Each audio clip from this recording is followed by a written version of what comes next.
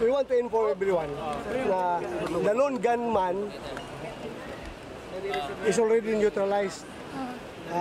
Na patay na siya, nagsunog siya sa sarili niya doon sa loob ng hotel Room 510 ng hotel.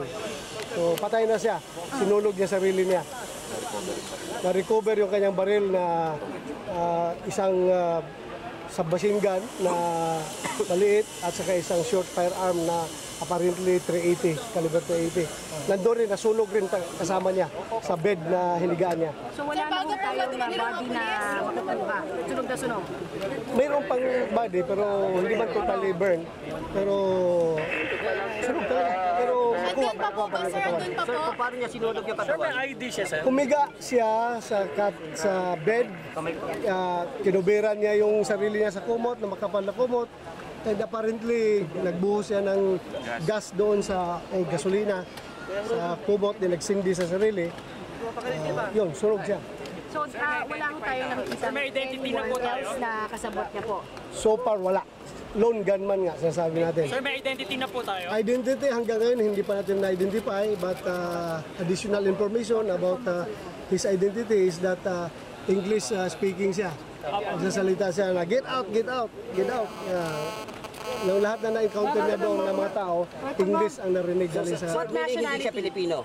Hindi Pilipino? Pwede rin mo mag-English ang Pilipino, di ba?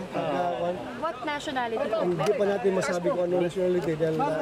Sir, may dala siyang rifle tsaka gasolina. Paano siya nakapasok ng hotel ng building? From the car park, tuloy-tuloy siya. Inaral siya, hindi na siya nagpa-harang, tuloy-tuloy siya. Pasok doon. Sir, maliban doon sa suspect, may mga maliban doon sa suspect, mayroon pa bang ibang casualty?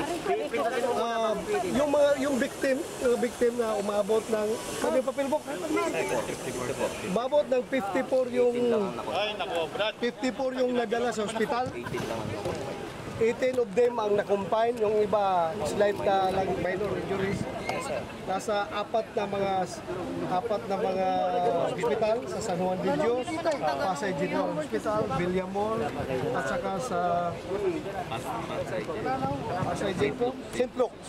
Apat na hospital. Sir, dun sa 18 na naka-confine, kamusta ho ang lagay nila? Mga minor lang, pero the worst na yung nasuffocate. Sir, paano po Hindi natin alam kung namatay yung nasuffocate o hindi. Wala man natin sa hospital. Yung 54, sir, just to clarify, yan po lahat yung injured? Injured, yeah.